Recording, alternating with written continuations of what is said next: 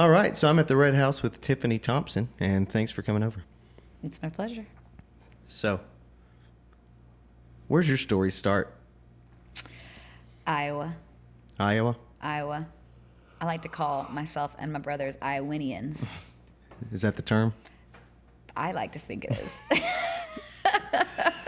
So you're from Iowa? From Iowa. Yep. Born in Dubuque on the Mississippi River. Sort of like more towards Illinois than the other side.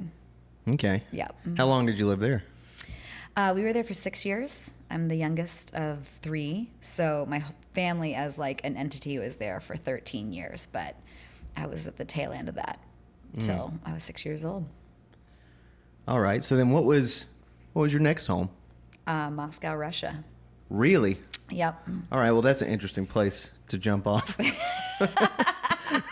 More interesting than Iowa? I mean, come on. Quite a lot different. It is very different. Yes, this is true. Moscow, Russia. Moscow, Russia. Yeah. 1992. Okay. Mm-hmm. Why? Yeah. We often ask that question to my father. No. Well, my dad is a pastor. Okay. So he had a church that he was leading and working with in Iowa. And he had always sort of had an interest in living overseas. And there was an opportunity to move to Moscow in 92 after the fall of the Iron Curtain. And sort of all different sorts of, types of communities, religious communities came into Moscow after post-communist era. And my dad felt like that was the next phase for our family. So we moved there kind of, you raise support when you're moving kind of for ministry work like that, but you don't necessarily know exactly what you're going to do until you get there. So it's only been in the last few years that my brothers and I have like realized how entrepreneurial our parents really were, because it was like 3 kids. This is back when there weren't weight limits on suitcases. And so we literally had like 2 suitcases per person. Each one was like 120 pounds and like massive. And we like landed at a hotel hostel somewhere as a family. And it was pretty crazy. But my parents they have a lot of faith. And I never remember feeling afraid, even though it was like, I look back and I'm like, that was total chaos. There was this sense that like we were there to, have a purpose. And I think as a 6-year-old, I just was like, all right, let's do this. Let's play soccer and eat pickles and get chocolate treats. So that was most of my 6-year-old self was focused on that. That's, that's quite, I would imagine, a huge culture shift for a life-defining, probably personality impacting culture shift. Yeah, people would say that. Maybe we can blame my quirks and eccentric personality on the Moscow, Russia of the 90s. I can also relate to their plight. Like, as I was telling you, my grandmother coming from Cuba and the resentment, I think, that lingers for communism and stuff. And I certainly have some of that myself. So, So that's interesting to hear that your parents chose that as sort of like the prime ground for where they thought they could be useful. Yeah. So how long were you in Russia? We were there for 5 years. Okay. And always like based in Moscow. And my mom had sort of a health crisis, and we couldn't address it there. So that was really the only reason that we came back to the States. I think my parents would probably still be there if that moment hadn't sort of shifted the trajectory of the family.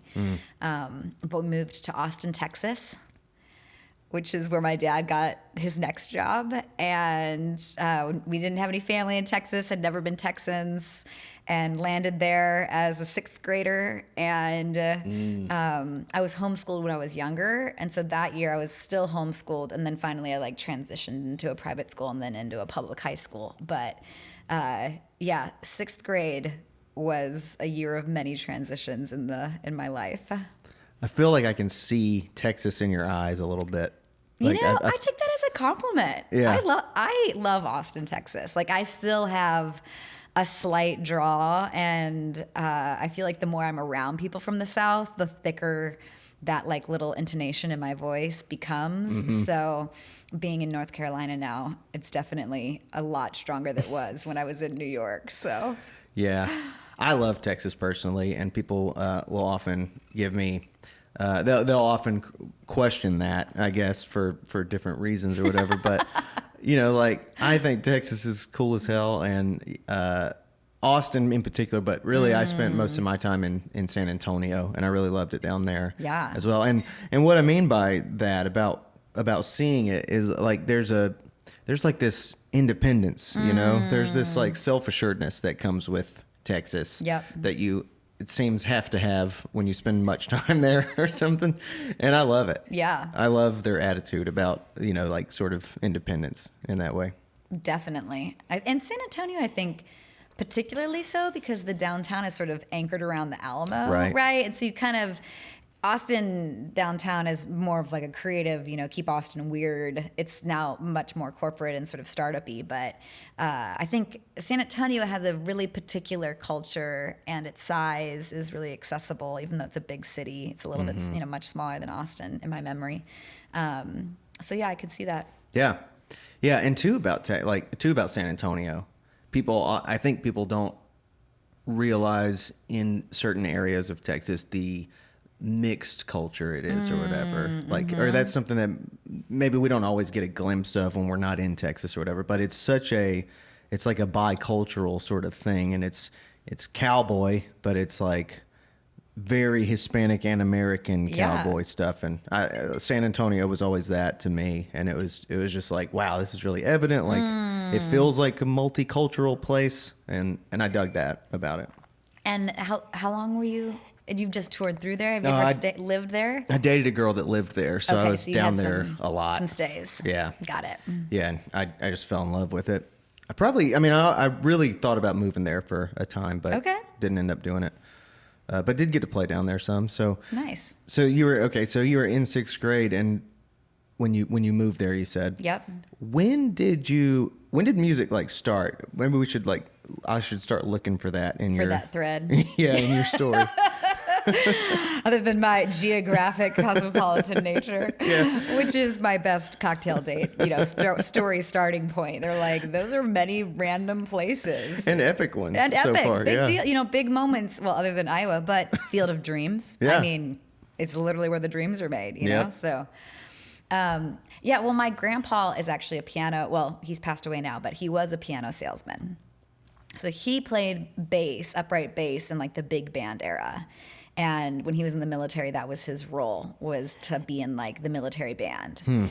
And he loved music, played it through his 30s into his 40s when he had a family, and was like in the late night sort of jazz big band club scene. And he lived, I think at the time, they were in New York for part of that, and then they were in Ohio for part of that. And he came to this place where he had 4 kids, and it was like just not sustainable really for him to like keep going with the music as his full-time career, and he became a piano salesman. And he ended up getting like licensed by Yamaha and becoming like a Yamaha dealer in Covington, Kentucky, and then he had some shops like across the river over in Cincinnati and different places. So my brothers and I all play instruments. Our cousins are all pretty musical, and we really point to him because he created this like legacy in the whole family around music as like a part of your life. But he was always also like concurrently very critical of us when we wanted to do it full time, because he had made that shift. Yep. And he was never like super wealthy, but he had created a stable like upper middle class American life through this shift to being like a businessman. So I think whenever he heard that different grandkids were like going to do music full time, or were trying to get record deals, or moving to Nashville, he was always like a little skeptical and like weary of that whole thing. But it was really interesting that it really started with him. And then he made sure that each of his children had a piano in their home. And then those children made sure that their kids were taking the piano lessons, and that's how we sort of got to the situation we are in now. Okay. Yeah. All right. So even before ever leaving Iowa, the music was already a little bit a seed that was in there to some degree. Okay. All right. So then you're in Austin, Texas. Yeah. And then I guess what happens? What happens next? What happens next?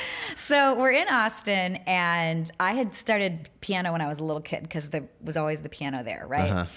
And I had been a kind of a, not quiet, I was very, I was an outgoing kid, but I did a lot of like internal thinking and poetry in my journals.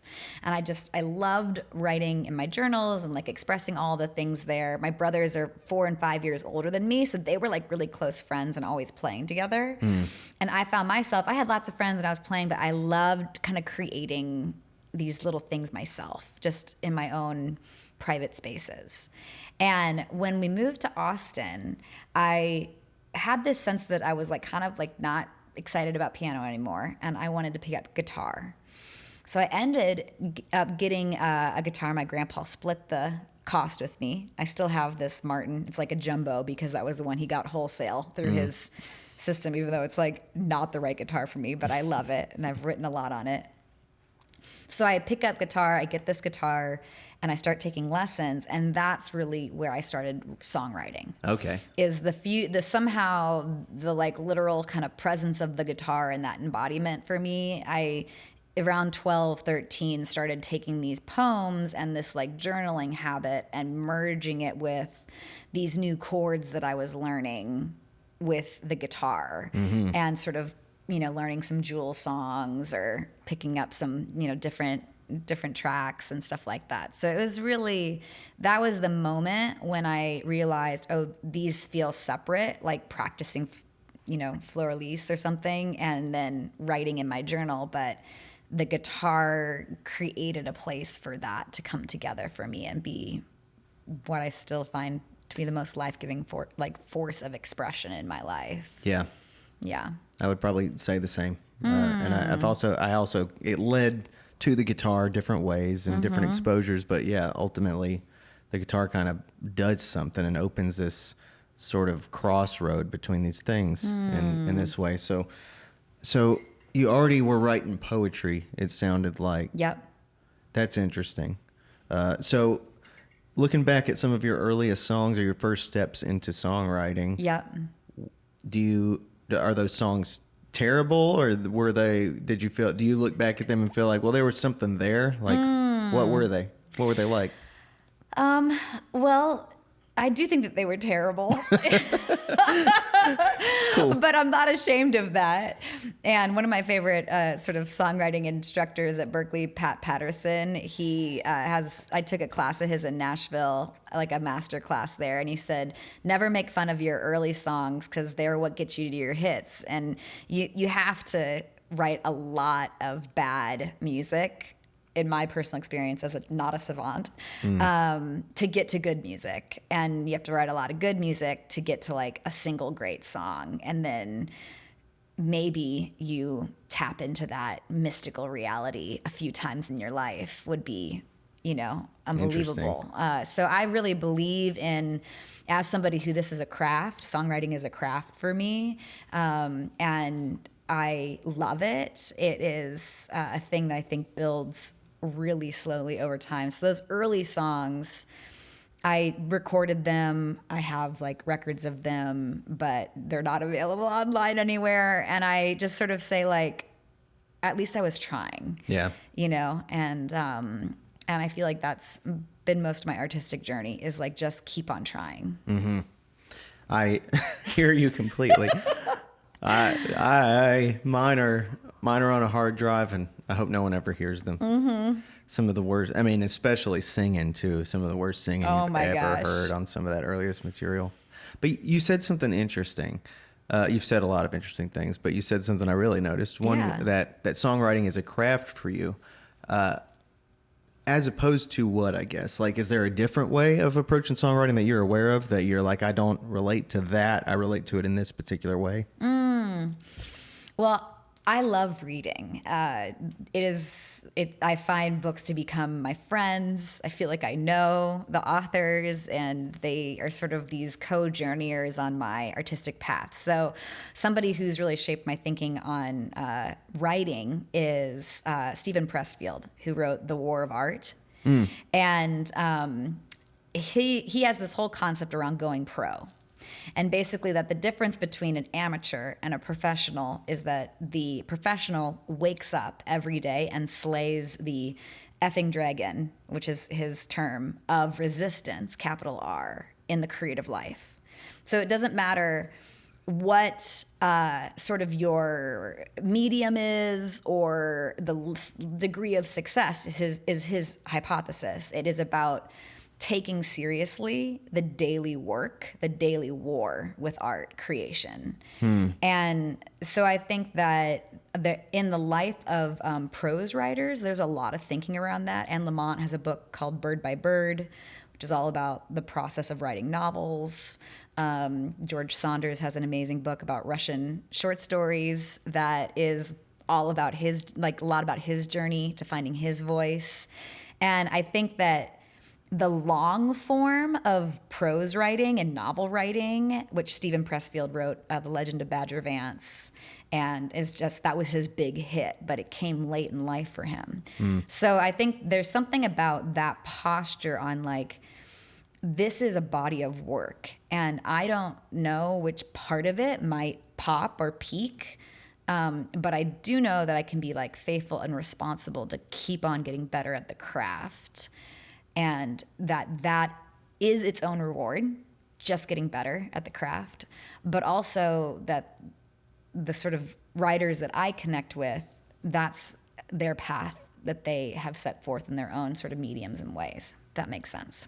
It does. Yeah.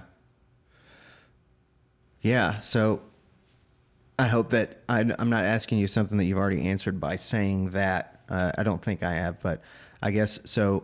Maybe you can tell me how this being exposed to these ideas and this attitude about professionalism, this attitude about maybe resisting the resistance stuff, and this mentality of the professional or whatever. Yep. Is that pretty much how you've been? Have you pretty much embodied that philosophy into your creative process from an early stage? That's a good question. I don't think I didn't have the reference points. Like I've gotten a lot more into reading these sorts of creative process books in the last couple of years. Okay. But I always took the sort of process of creating really seriously. And I have, my first job that I ever had as like an intern in college was actually as an analyst at the CIA, which is like a whole other rabbit trail that we can go down. This just gets weirder and weirder. Welcome to my life. But I think that I've been doing some like journaling and reflection on like how has way led on to way in my life, you know? And I think that I've always been really interested in like words and ideas and how writing sort of brings people together or brings ideas to life that wouldn't have been there if somebody hadn't done the work of writing down those ideas. And so the agency, that was like a very structured and analytic place. But in my songwriting, I think I've taken some of those approaches and done them and like been sort of naturally more structured and analytic in the way that I think about my craft, which could seem a little bit just, you know, like, oh, well, that seems very, you know, where's the expression or where's the freedom? So I don't think it's necessarily a strength, but it is like a distinctive approach that I bring to it that is kind of a part of a broader personality type, I think. Yeah. Okay.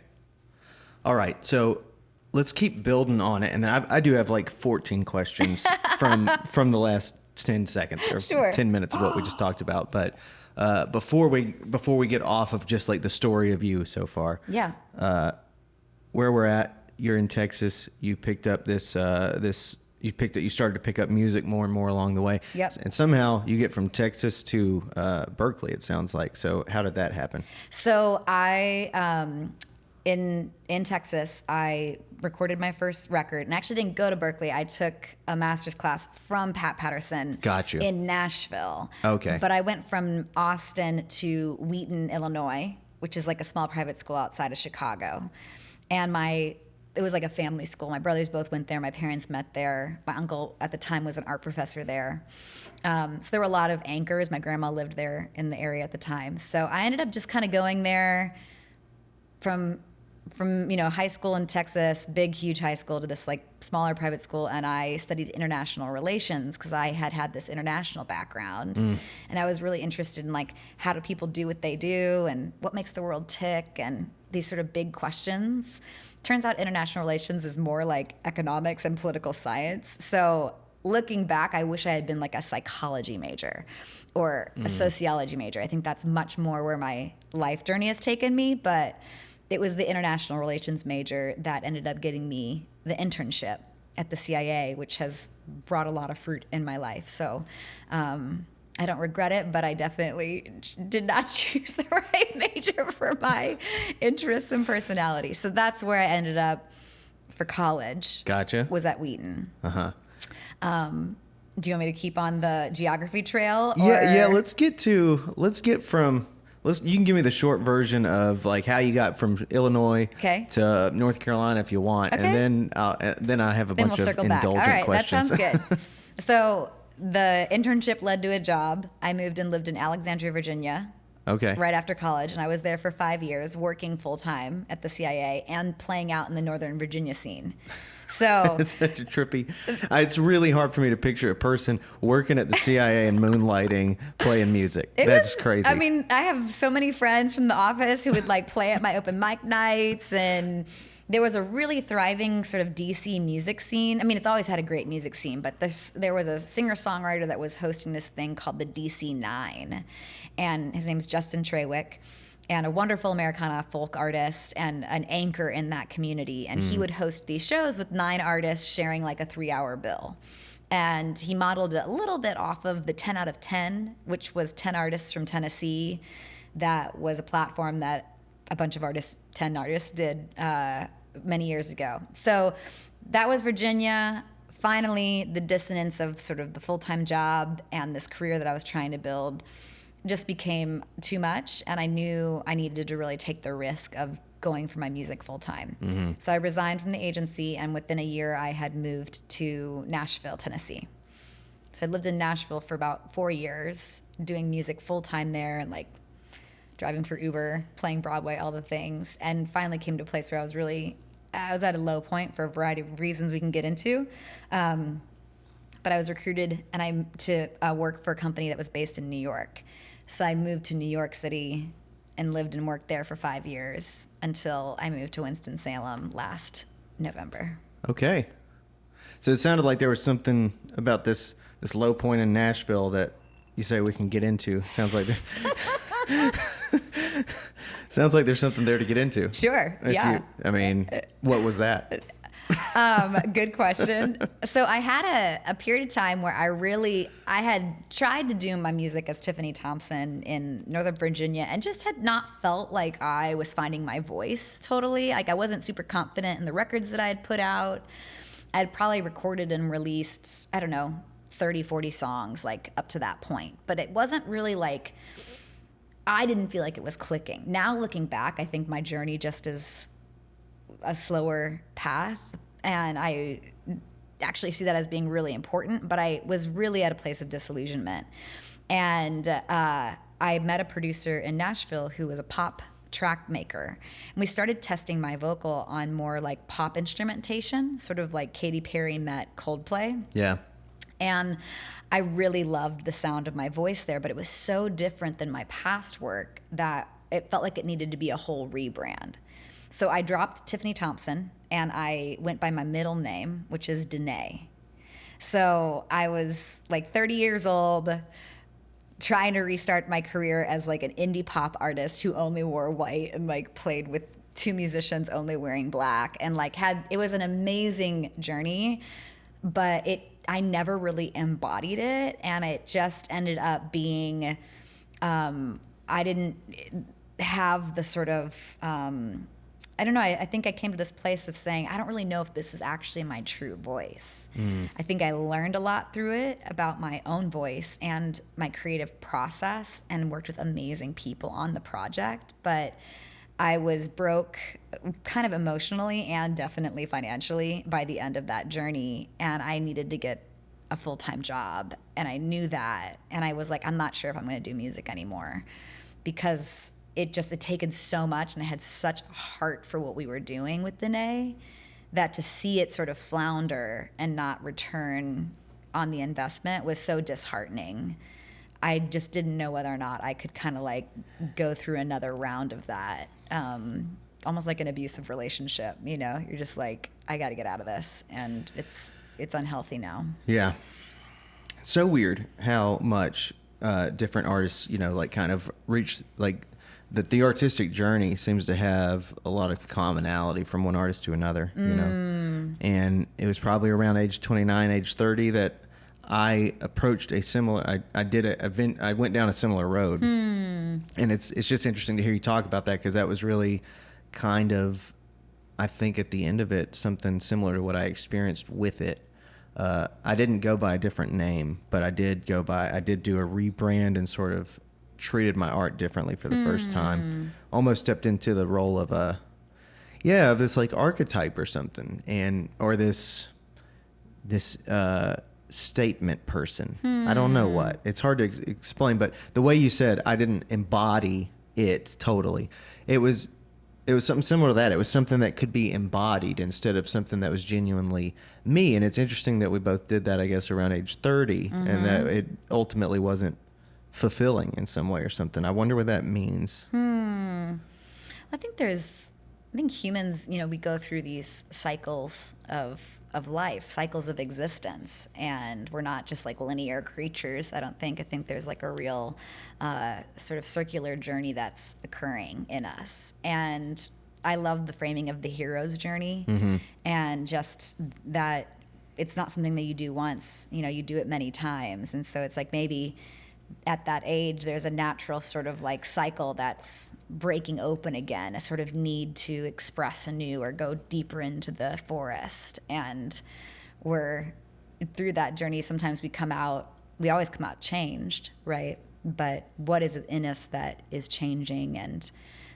have we found a deeper place of ourselves, or did we kind of go off and try to build something that actually isn't a core part of our true self? I think that only is learned after you've gone through the cycle and you sort of look back, you know. And is that what you felt like? Is that how this Danae project, do you feel like it, looking back on it now, was it a different part of you, or was it like something that totally was not you? Well, I ended up pulling down the whole project and re-releasing the songs that had come out as singles under Tiffany Thompson on an EP called Danae. And I did that because I did feel like the songs were some of my best recorded work. But the way that I had gone about trying to like play them out live in a real like sort of indie pop composition, just that was the thing, that was the disconnect. And I'm a live artist. Like I love playing live. I love singing live. That's where I build fans. It's where I live out my vocation, I think, as like a human. And so to have created a project that literally was like required tracks to be delivered and was ideally in a venue that was like made for DJs because the sonics of the music was like oriented towards like that pop container. That is the big thing that I feel like I learned through that was I don't need to do like pop records in the box to have my voice come through. And maybe my voice is actually deepening and maturing and growing, and there's a much more sort of like Americana pop record in the future that I could record that would be the fuller expression. But I only got there with the bad. So kind of that quote takes me back. Danae was an amazing project, and I needed it to do the next project, if that makes sense. 100%. Yeah. Yeah. I think I view my experience that way as well, though.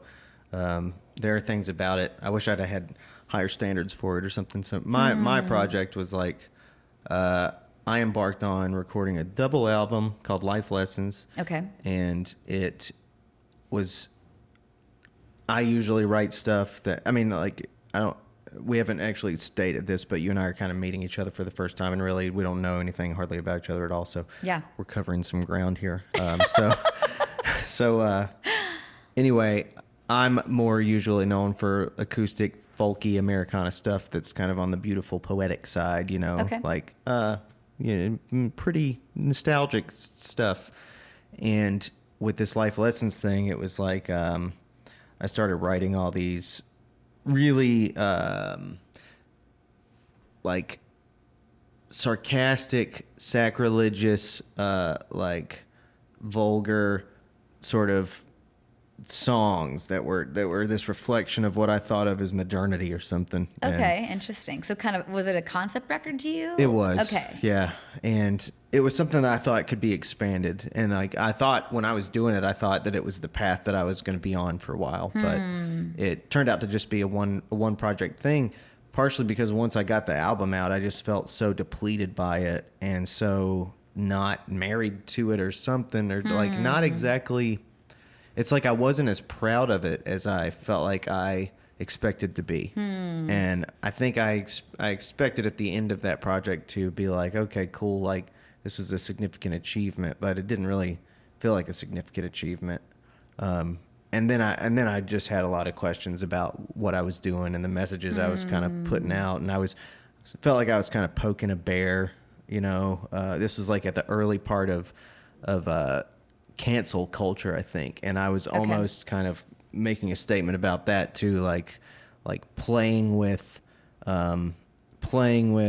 controversial ideas within the music to see what would happen, kind of thing. Got it. And it's like I don't know if that was a great idea. I don't know if anything's a great idea, but particularly There are that. ideas though, and you followed it through though. Did it feel like, okay, did you feel a sense of completion with the work? Like you released it, you got to the end of it, and maybe almost like profound completion, like that was the process. I don't want to push this as like my platform, or how did that experience go? It was, well, the only time I remember it feeling done was at the release show. And it still, I associated there was a lot of anticipation for that still for me.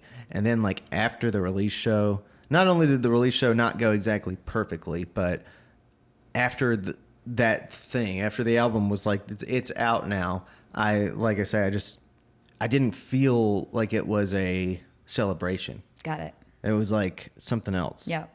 And then I was just not sure anymore. And it took a lot of I don't know, effort to guide myself back. Like eventually I found myself back in this territory of Americana and something more acoustic, but it took a lot of time to figure out if that was where I was going to go back to or not. Yeah. I don't know why it is, but it seems like when you leave what seems like your true self for a time, going back to it is like, as an artist, is sort of like, oh no, like, am I retreating to my comfort zone? You know what I mean? Yeah, I've actually been thinking a lot about this concept of going back. And I, this past year, became a certified instructor of Japanese art called kintsugi, which is where you take like broken ceramics and you mend them with like a golden seal, basically. And it started in like it started in China, actually, went through Korea. And then in the late 16th century, it became popularized in sort of the Japanese tea ceremony culture. And the kind of core of the art form is about, you're not fixing things, you're mending them. And the new creation that comes after the break isn't the same thing as the one before. You're not going back to the mug's previous existence. You're not trying to return to a place. You're taking the fractures and you're creating them into an actual like new thing that's only possible because of the break. So it's this really beautiful metaphor for life, and comes out of the wabi-sabi tradition in Japan of like imperfection is beauty, which is that whole like aesthetic is like, it's not about symmetry. It's actually about sort of the little imperfections are the thing that create the most high quality art. And what you were saying of, how you get back there, I think that kintsugi has really been a core part of my journey over the last couple of years of saying, okay, I'm not trying to like return to being the Nashville singer-songwriter or return to being the CIA artist. I'm trying to take all these often disparate pieces and mend them into this new creation that is like a fuller expression of that true self. If that makes sense. I love that. Yeah, I love that. How did you? I love, by the way, that with this particular art, and maybe this is maybe this is true for a lot of more folk art or a lot of more traditional kinds of art, but I love the idea of the practical and like philosophical message associated with a certain practice within the art. Yeah. And I don't know if I'm aware of. I'm sure I could think up my own metaphors, my own ways of talking about what I do and be like, well, this is what it's all about. But really, I don't practice a skill that's that explicit about it. How did you end up involved in that? So when I moved to New York in that sort of restart season, I had a full-time job with an executive leadership company there, which I was hosting their events. So it was sort of a mixture of the work of being a performer and an event person with that CIA background of like issues and topics and stuff. So I got into that work, and by being in this executive world, a friend of mine was like, you should reconnect with this painter that was in New York, Makoto Fujimura. He's a Japanese painter. And we ended up doing sort of a collaboration in New York that moved through this executive community that I was working with and wove into his art worlds. And then a couple years later, so halfway into my time in New York, he was the one who brought this idea of kintsugi into the communities of artists that we were with in the Manhattan area. And he had, his form of art is called nihanga, which is like where you pulverize minerals and then paint in this sort of like abstract expression. And he is a contemporary painter. So he uses these minerals to do this beautiful work. And in his journeys back to Japan to sell his art, he met a kintsugi master who he just resonated with on like a deep sort of like soul level. And they are the ones who started the Academy Kintsugi.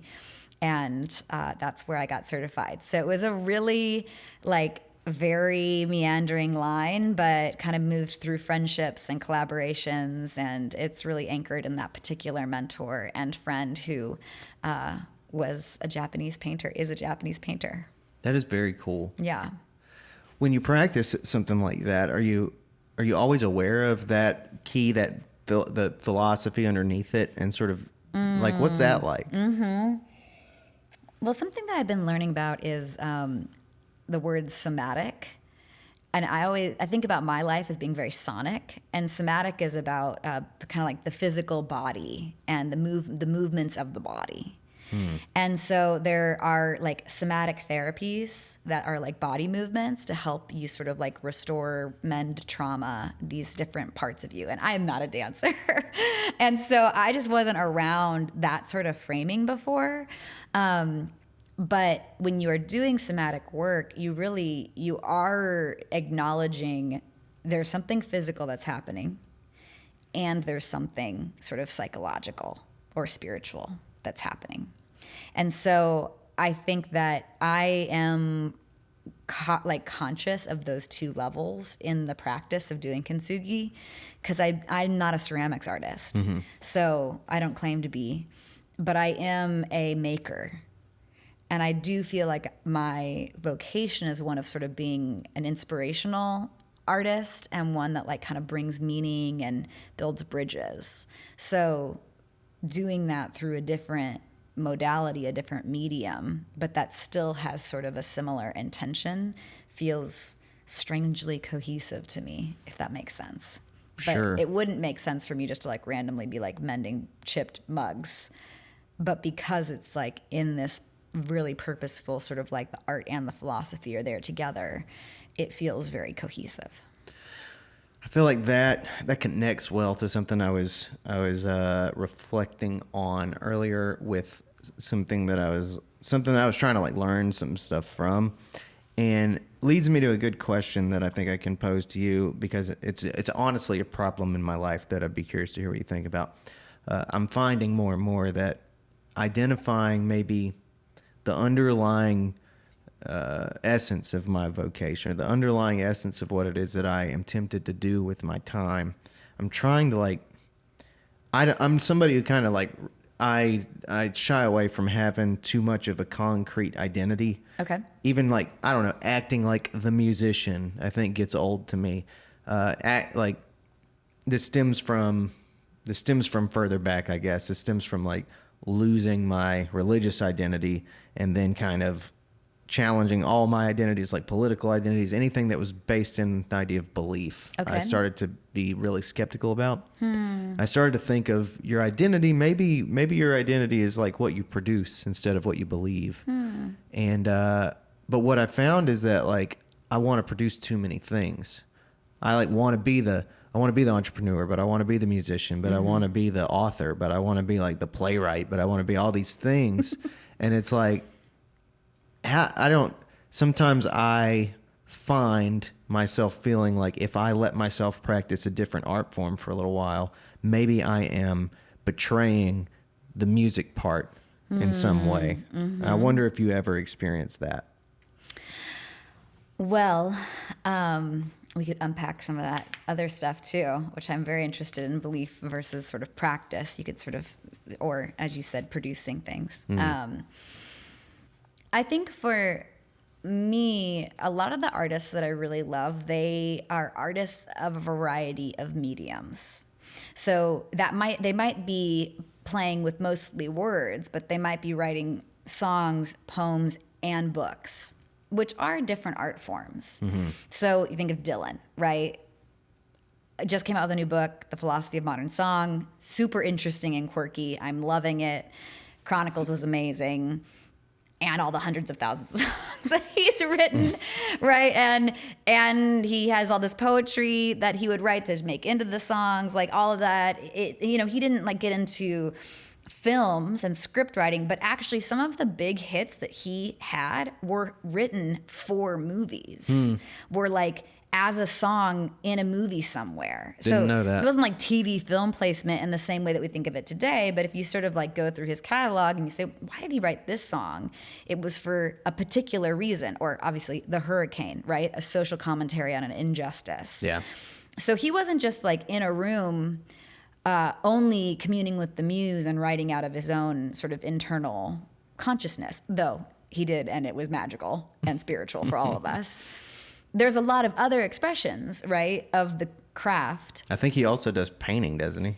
That is coming to mind. I think maybe, is it like sketches? I'm not sure, but because of this question that I've posed to you, I've been looking around at other people's websites trying to see how they deal with it and navigate it. Okay. And I looked at his and it was like paintings. And I was like, what is that? And I looked and he has paintings in some art gallery, and that was all I really saw. Okay, we should look into this afterwards because I now it's sort of like triggering for me something that I think is true. And so if this hypothesis is there, right, that there sort of is like a creative wellspring and it's ever flowing, and you are tending to that and like letting it sort of come out in all of these different ways, then I think it can be a little bit less like distraction and more like CrossFit. And you're actually, by sort of flipping to these different modalities, you can kind of like strengthen different skills. Yeah.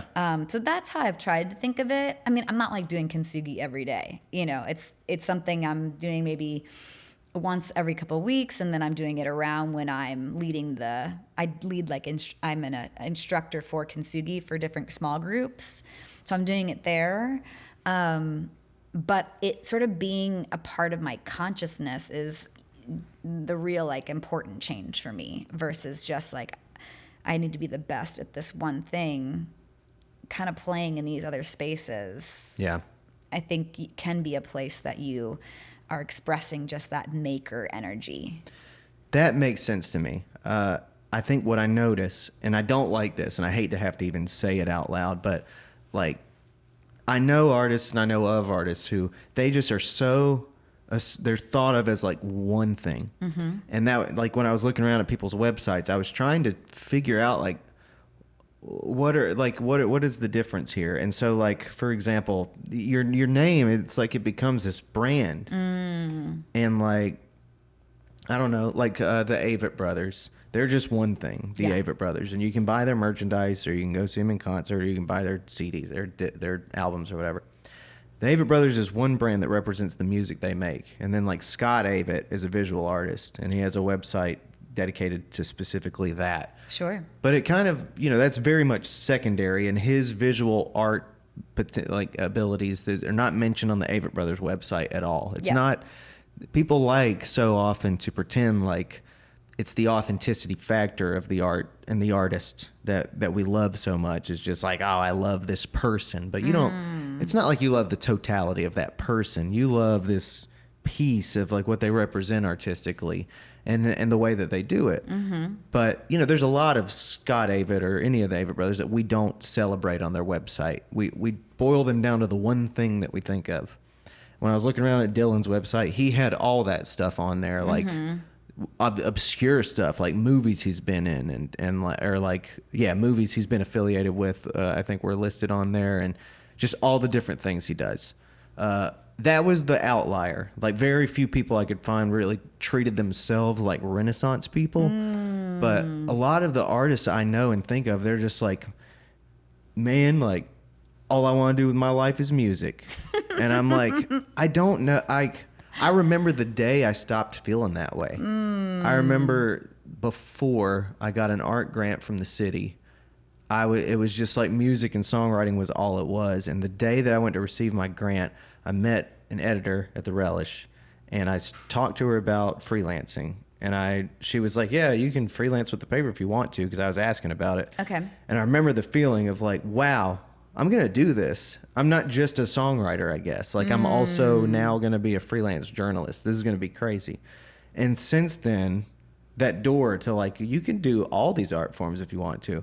It's there, and it's like scary to me. It's like, I don't know what's on the other side of that. And the more that I try to, like, I get tempted to poke my head through that door, the more I'm like, the success for most songwriters is to only stay committed to songwriting. And I'm wondering, like, I'm having a real conflict there. Like, well, do I want to succeed as a songwriter, or do I want to succeed as an artist of all kinds? You know what I mean? Yeah. Well, I mean, I think in some ways it kind of goes back to the craft conversation around like consistency at the work and being a professional in the work. And so I think if you were saying, okay, Tiffany, I'm going to be a professional songwriter, and I'm going to be a professional world-class woodworker, and I'm also picking up graphic design, and I'm going to make money on that too. I'd be like, okay, well, these are all artistic expressions, but can you really be excellent at all of them at the same time? Right. And if you were like, well, it's just me and my dog right now, I have 7 days times 10 hours, I have like 80 hours a week, I can work, I think I can, then that's where some people actually can do multiple things really well, because their life is really focused on their work outcome, right? Yeah. On their producing of those things. And I don't mean work in a pejorative way. I mean like the work of life, the work of being a human maker. Yeah. So I think depending on sort of the composition of life and like how much time you have to like invest in each particular craft area, excellence will move at different rates. Right? This is my own experience and sort of this, the journey with what you're describing. And I think that often I've come back to like there's a core inner artist. Like who is that core inner artist, and what is that work? And so I think for me, like that core inner artist is really kind of a storyteller and a poet. Yeah. More than being a musician. Like I love playing piano and guitar, but I more than love playing that, I like hiring people like Michael Anderson, the local piano player, composer, to play with me, because his inner artist is like a composer musician. So I love collaborating with people who have a different inner artist than I have. So I think that if we can have we kind of have like a core place that we know we're investing, we're trying to become excellent, that's our profession. And then we have these other places that sort of like help us love it again. And they sort of serve as these lesser loves that help us have our love filled and reminded and encouraged. I think that's how I think of it versus like competing first loves. That gets very tiring. Yeah. But if you sort of know, like, here's the main thing, and then these other things feed into that. Because if you're doing these interviews, you're getting fed stories and inspiration and creative insights that can then help shape you in your core artist self, which might be being a songwriter. Yeah. That's very in line with that, like that essence, or that bit that you were just talking about. The core bit is kind of what I think of as like essence bit for myself. Yeah. And that's the part that I'm not really sure exactly yet how to articulate what that essence is. I saw something earlier that was talking about this business guy that I like to listen to sometimes on YouTube. He was talking about mission statements, personal mission statements. Like Oprah's mission statement was something like to be a teacher, and for what did she say? It was something like to be a teacher, and for my students to think of me as somebody who inspires them to be more than they are. And it was like, yeah. Like, when I think of her show, That's what you think of. that's the mood of it. Like, that's who she was to people. It wasn't just like she hosts a show. It was like for people who watched her, like they really got something from it. Like at the time, she was like one of the last, serious icons, I think, of culture, in that way. And yeah, I think I'm trying to like identify to what that means, but it's a hard thing sometimes to identify that core purpose, that you have. Oh, yeah. And I think we're in an era of sort of the expectation is that you're able to distill your expansive humanity into a soundbite. Yeah. And I think some people are able to do that, and I congratulate them, and I think that's wonderful. As clearly evident by the nature of our conversation, I have not achieved that yet. I am, the journey is complicated. I'm in the middle of it, and I don't, it's interesting, but it doesn't really totally make linear sense yet, or even cyclical sense. It's just what it is. And I think that some different people have different experiences. I am dating a Rhodes Scholar, and his story, part of being a Rhodes Scholar is like really being able to distill your story and sort of have a narrative that's like guiding you forward. And there's sometimes I'm so inspired by just the sort of crystal clear nature of some of the insights and vocational clarity, but that doesn't necessarily make his journey easier than my journey. But I'm definitely a different sort of person than like that singular sort of driving force. I so relate. Does that make sense? I so relate to that, yeah. And that actually, there's a part of that that's relevant to the other piece that you seemed interested in that I'll comment on real quick, which is, really, I think that's what like religious views and ideologies and stuff that people believe often do for people. And they tell them like, well, this is like the concept I have for the perfect way to think about yourself and the world. And so this is like my mission. It like kind of simplifies their game plan for stuff. And I don't know if it's I don't think it's true with artists in general, but at least for myself and what I was telling you, how I kind of tried to orient my mind toward like, well, your identity really is what you create, what you produce, what you practice, I think is the word you used. That's like my concept of identity more so than just like the way I believe things. But what that means sometimes is if I'm not working on something, I have no identity. Sure, of course. Yeah. That's way different than somebody like what you just described, somebody who can clearly state like, well, this is the path that I'm on because I decided this or whatever. Yeah. Yeah, I think in those two sort of constructs you just laid out, like that, the identity is in the work, or like the identity is in like the path, the sort of arrow in the sky. I think the space that I've been journeying through in my own life in that over the last few years is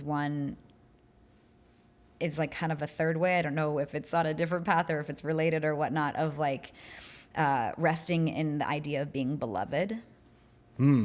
And that sort of this core self is held within love and is made for love.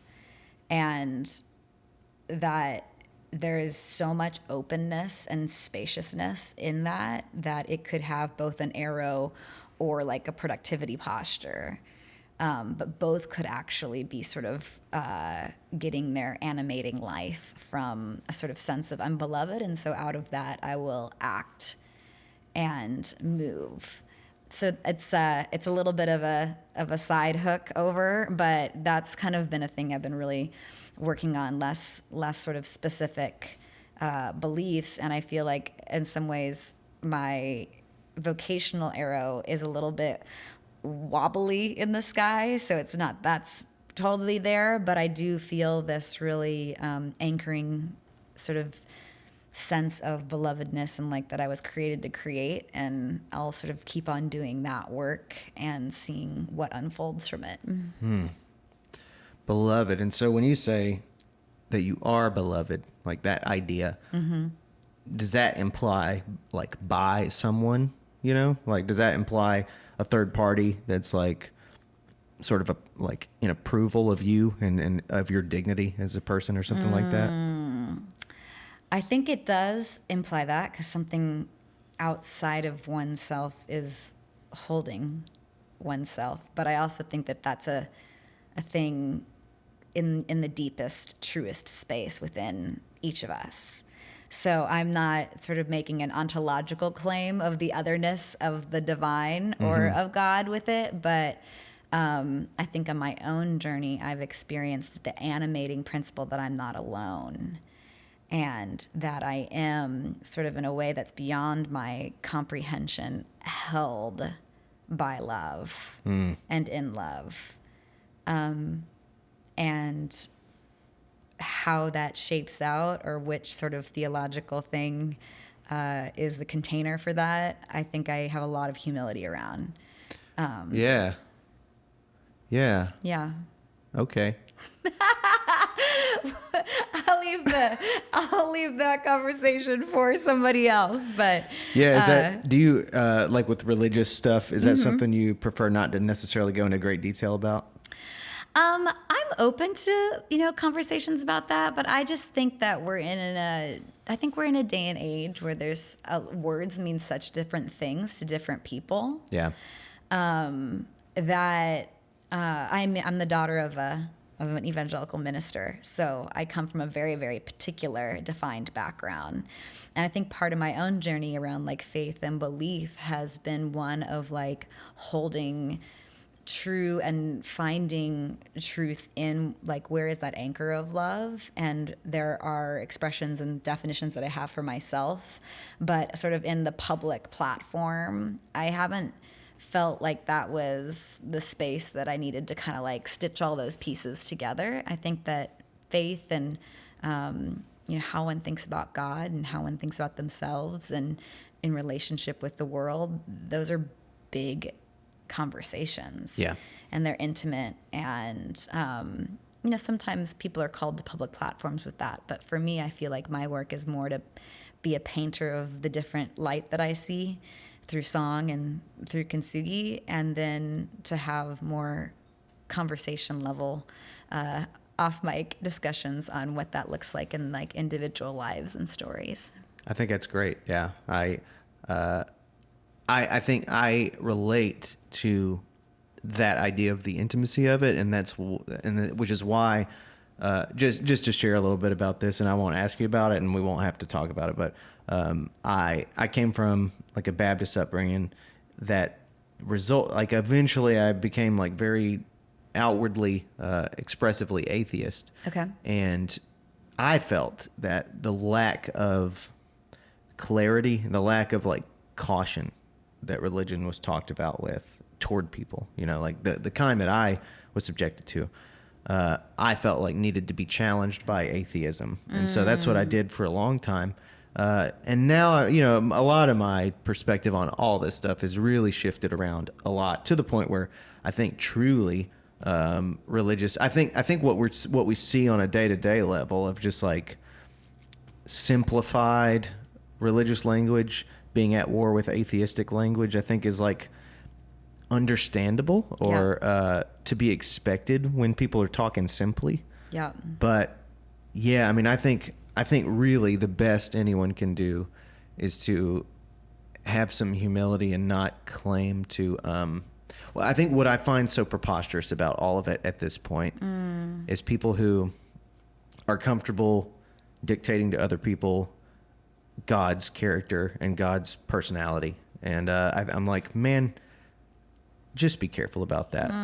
That's my only thing. Is just like for a human being to basically speak on behalf of God. I'm just like very like just be careful with it. It doesn't mean I hate it. Doesn't mean that I don't even call myself like anti-theistic or atheistic or anything like that anymore. I'm just saying I just think it's a reasonable thing for us to be like very humble about anything we think we might know about something like the concept of God or whatever.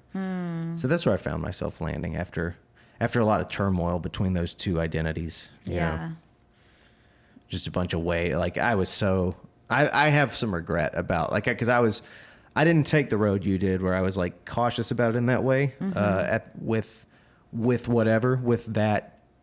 that intimate conversation. I started like writing essays on my own website and stuff about atheism. Okay. So I was just like really outward with it, and I'm sure I mean I know some people wrote me and told me how disappointed they were with me and stuff, and I get it, but I think at the time it just felt like it was kind of like that identity crisis of music. It was just like this is how I'm going to have to respond to the past for a little while. Yeah. Eventually it'll ring itself out.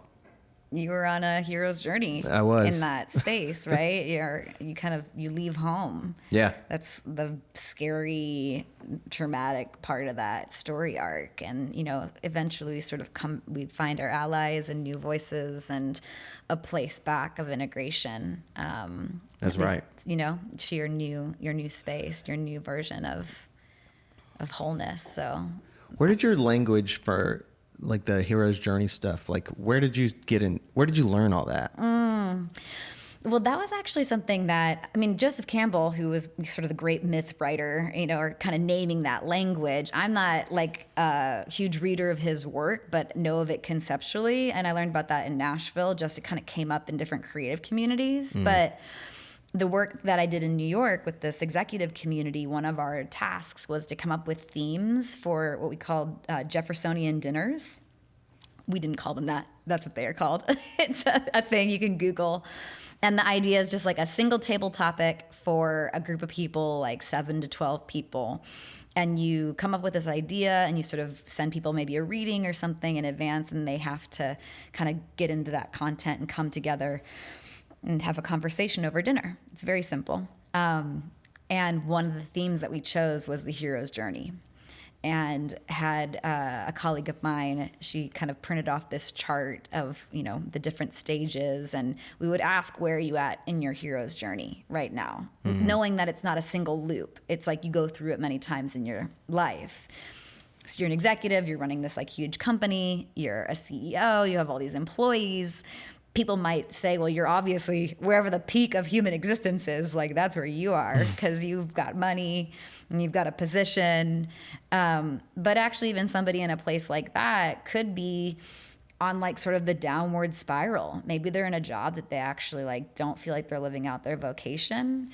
And they look at someone like you and they're like, wow, like Tyler actually has space to create. Like that's all I've ever wanted and I've never had it. And they're like finally processing through that sort of journey and that desire, and to get to a place where they're creating again is going to take some like hero level courage.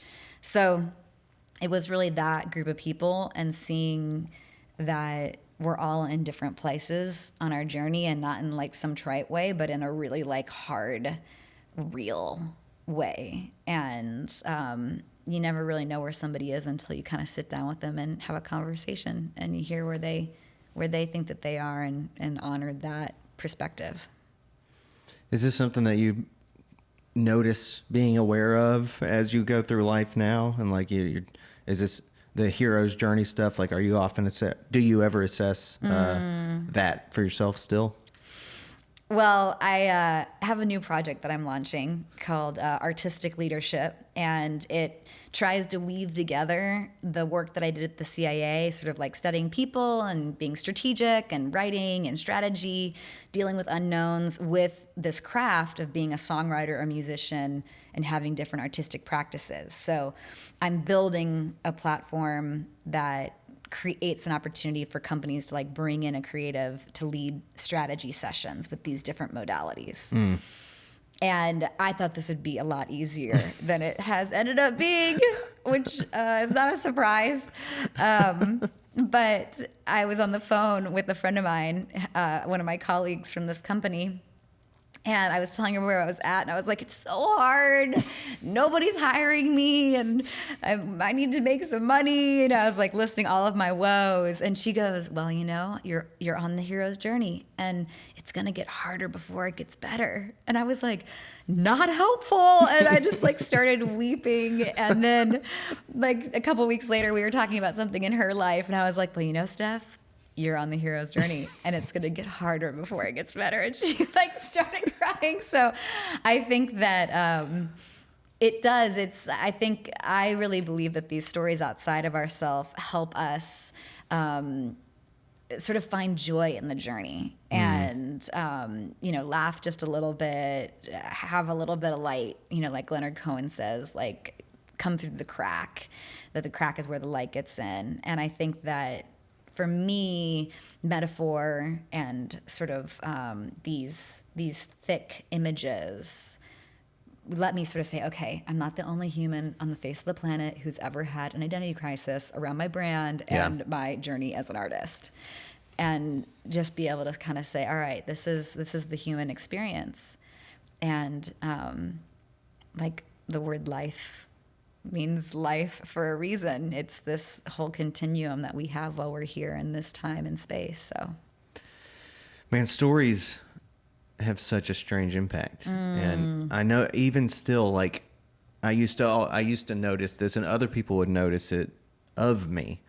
And I still notice it of myself, that when I watch really good movies, I like collect little things from characters, and I'm like, oh, I'm going to like put that in my toolbox. And it's weird because I don't do that otherwise. I don't experience people on that level, but like maybe every once in a while, somebody, like I can think of a handful of conversations I've had with people who said pretty profound things that I made note of in that moment, but that's pretty rare. But in the boiled down life, the experience of a movie, I collect those things often, and it's just strange. It's just strange that movies deliver those in the way that they do, in a way that's like so hard to deny.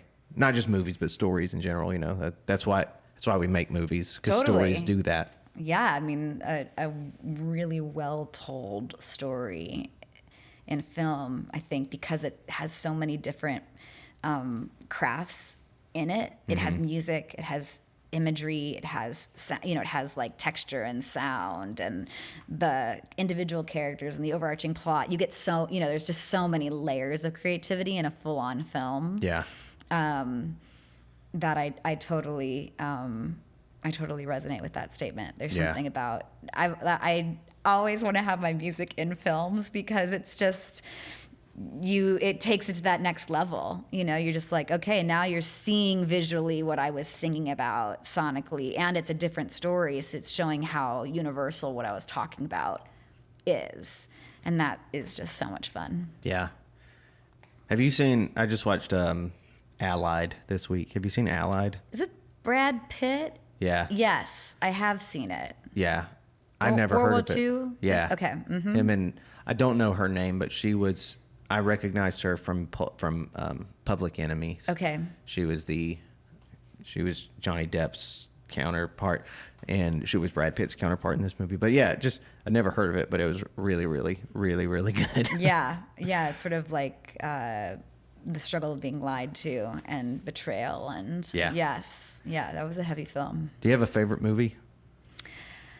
Well, right now, am absolutely in love with Marcel the Shell with shoes on. Have you seen it? I've not seen the feature film yet. It's worth it. Wow. Yeah, I had to hold myself back. It's like one of those things where you think you're like really good at impersonating somebody, and then you like do it too often, and people around you are like, please just don't use the Shell voice anymore. Yeah. So I am obsessed with it. I think there's something profound in the film. And I love, whenever I get into something, I always like want to know the whole story of the backstory behind things. Yeah. And what I was sort of discovering was the filmmaker, this guy named, I'm going to butcher his name, so I won't say it. I think his name is Dan. He and Marcel, who's Jenny Slate, are married. And they did the first little bits in their Brooklyn apartment. And the reason why they were sort of there creating together is because she got on SNL. Right. Did you hear the story? I remember her being on SNL for a very short time. And it was a very short time because she cussed on air. Yeah. And I guess that must break some sort of a contract rule. And it was part of why, according to this interview that I saw with her, like that was why she got removed. And so she was sort of at this like ultra low point of her life. And it was like through the creation of this little character who just sort of sees the goodness in everything. That was part of her kind of healing journey. And it's also been the artistic creation that's launched a beautiful platform. Yeah. Yeah. Yeah, I remember seeing Marcel, those videos back in the day and falling in love with them. I don't do that, so I didn't really like study it or like learn whatever. But you know, years go by and you see her on Parks and Rec, and then like you see clips of her on SNL, and then some YouTuber puts out of it. I think I saw. YouTube is like my pot. It's like my TV station. I don't know what it's like. That's just how I consume content. Yeah, not even always not always in a focused way, but I like always kind of have some of that going on when I'm just busying myself with organizational work or whatever, or editing work or something like that. So I remember seeing a video about her losing that job, and I think it was a little controversial and a little confusing because other people have like accidentally done that before and not lost their jobs. Yeah, so it's interesting. Yeah, there might have been more going on, but anyway, Marcel the Shell, they had that at Aperture, and I didn't see it in theaters, but well, it's on Amazon Prime right now. You can buy it or rent it. I might do that, and it's so good. I need to see it. Oh my gosh! Yeah. Oh my gosh! Yeah, there's a scene at the end. I'm not gonna say it all the way through because I want you to have the moment for yourself, but it's like whenever I have a hard day or I have like a moment of struggle or I just feel sort of like alone, I can like bring this scene to mind, and it's like a salve. And I think this is all a long-winded story around like, what is it about film? And there's something about the way that the storytellers use the narrative and the way the shots are made and everything that for me, in some like deep part of my human essence, like Marcel is like my spirit animal. And I don't know what that says about me, but I'm comfortable with it. And I'm okay with naming it because it's like, there are just certain scenes in the full length that I think capture something beautiful about feeling beloved. And just sort of feeling like something outside of you like cared for you enough to like leave something for you that would let you feel joyful that day. And it's a really powerful film. Well, I might have to watch Marcel the Shell with shoes on tonight. I think so. I remember I was watching I don't know how to explain how things work. I rearranged my house recently. Okay, it's looking good. Since I did that, I started watching movies. I don't know how these things work, but I think my couch was too far away from my TV. Okay. And now, anyway, so here recently I've been like catching up on movies, and I watched The Irishman recently. Okay.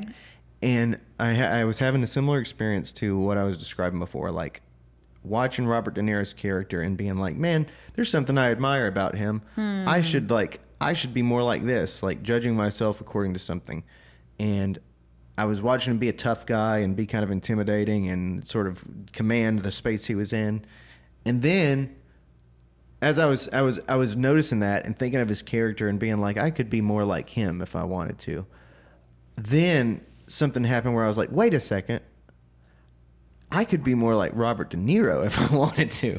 The actor, like the artist who is an artist. Yeah. And I started to think about him instead of the character in the movie. I started to try to like separate the creative person from the distilled version or whatever.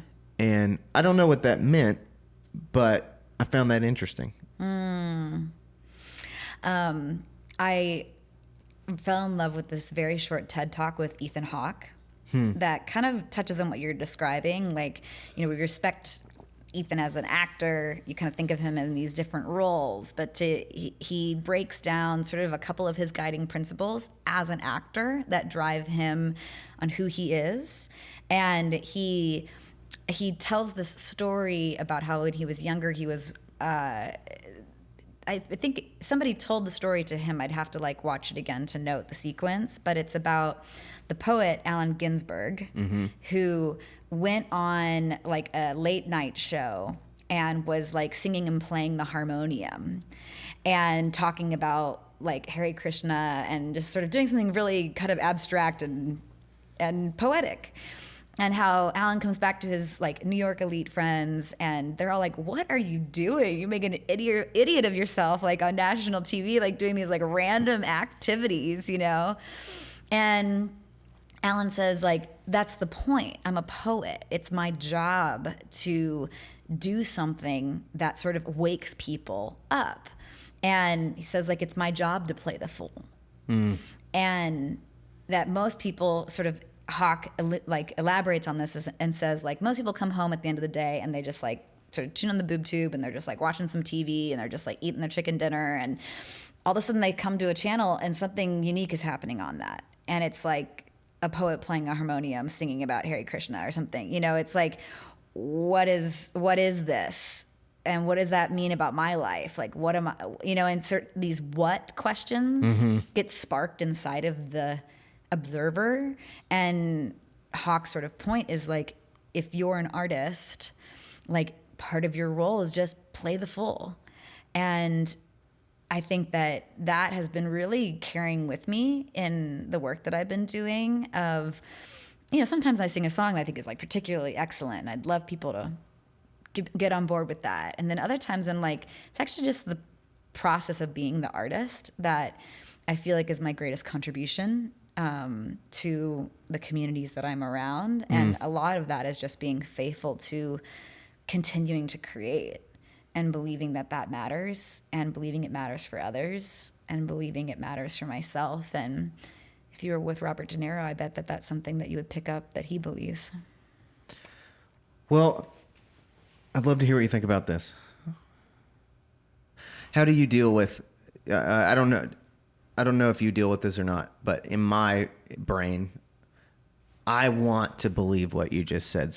And sometimes there's a conflict that goes on because I feel as though I'm like now at a stage where I'm trying to convince myself that like that the world and that individuals, like that they are impacted by the arts in the same way, or that they care about the arts in the same way. And I'm constantly feeling like within music and within story of all kinds that we are in a time where there's like a hard disconnect because this might just be a story I'm telling myself in my head or whatever, like we still consume film and we still listen to music when we're like in our car or whatever, but as far as a deep focus on these things, it's just that our attention is so shattered because of smartphones and because like people get media from all sorts of different places. Yeah. So I guess to add a little bit of context, a thing I heard about like, oh, success is this, like you have to be in service. You have to like the level of level of what you get from your craft or whatever is going to really have a lot to do with how much you're serving the mass, how much you're serving more people.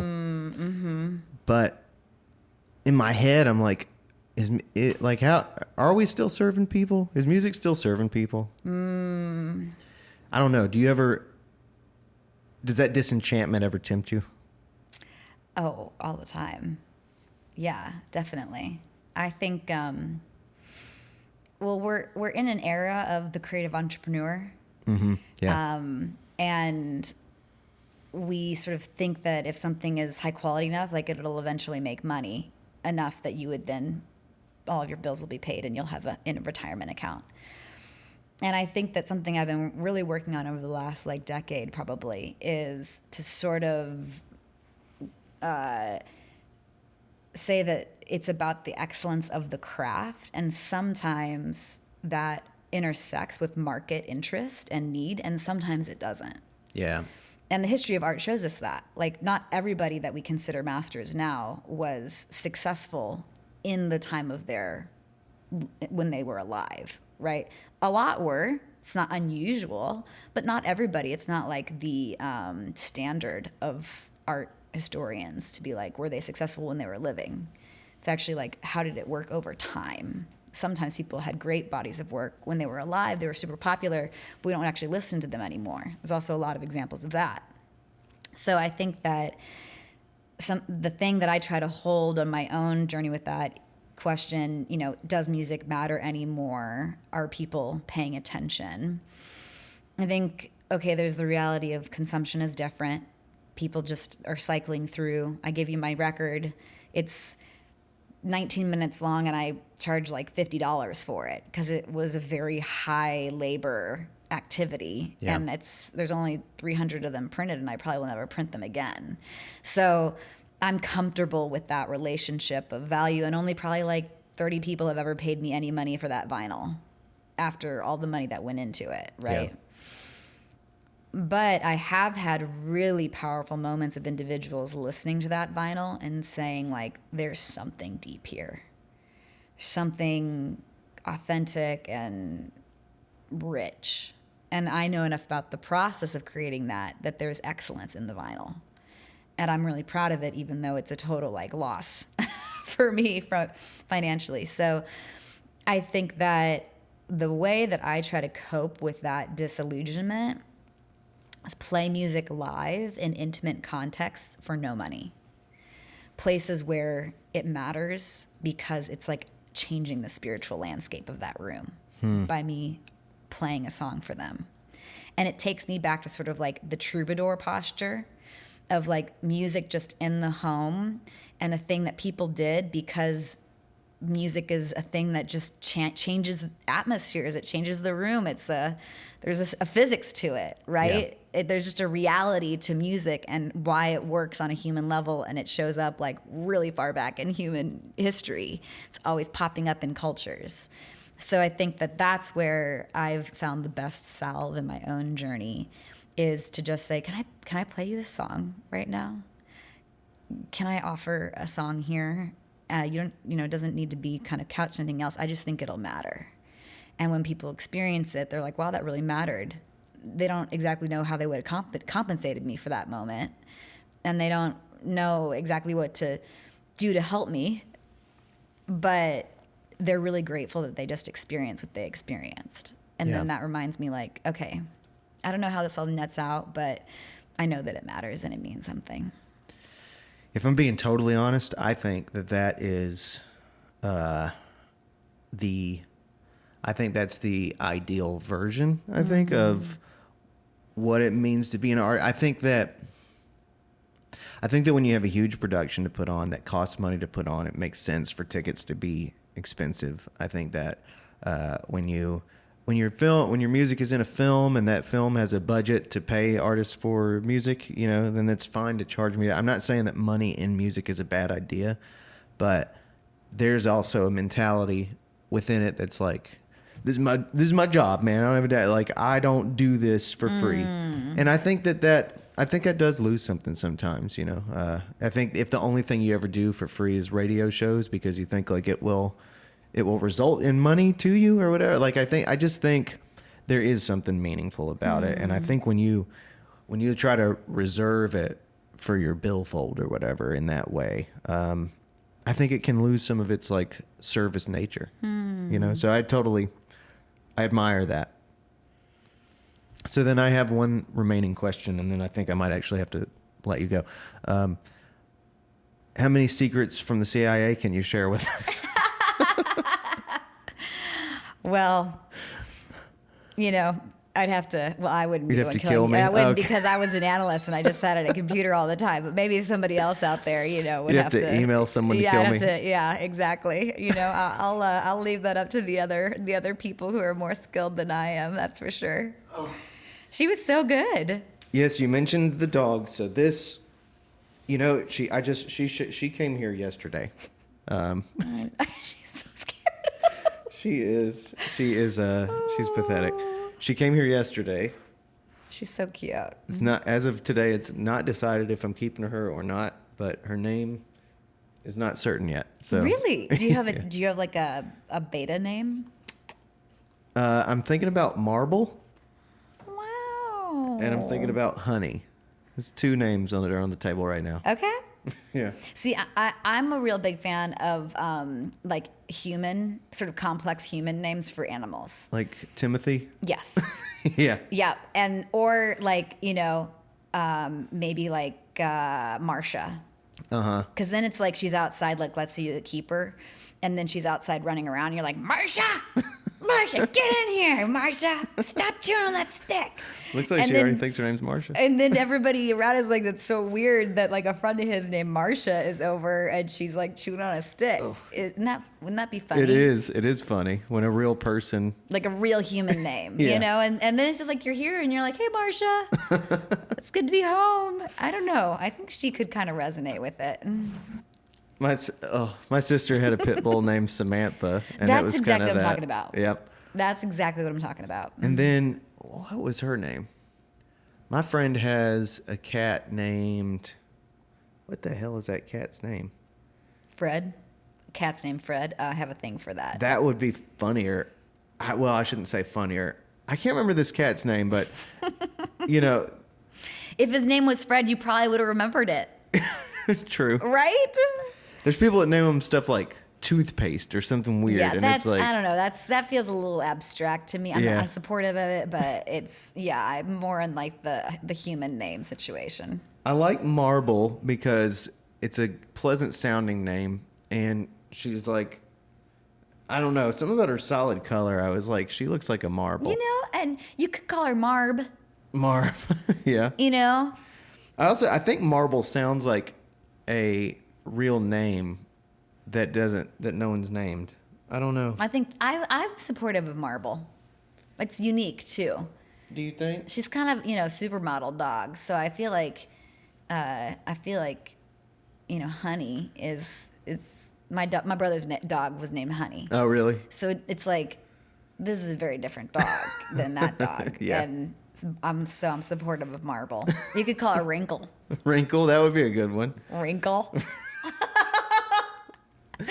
She's the sleepiest dog in the world. She's super lazy. That's Yeah. great. That's what you want in a dog. I hope we'll see. So I'm glad you got to meet her. I Thank hope, you. maybe she'll be here next Good time. to see you, Marble. Yeah. I don't know. I can't tell what she wants. I can't either. She just is. She's like, let me go back to bed. She's just hanging out. Yep. There she goes, doing her thing. Well, hey, I'm really glad that we got to talk and I got to make your here. acquaintance. Are I you know. playing anywhere anytime soon? Well, I'm playing tomorrow, which would be December 22nd. So you probably wouldn't be in time. Yeah. And then after that, I'm actually going to LA for a few months. I'm going to be based in LA January and February. So I'm trying to put together some house shows out there. So open to different opportunities on the West Coast. And then I'll be back on the East Coast come like March and April. Cool. Well, Yeah. if you got some shows in the area in the spring or summer, hopefully I'll be able to catch one. Thank you. That'd be great. Cool. Well, thank you again. And I guess until next time, that'll do it. Sounds good.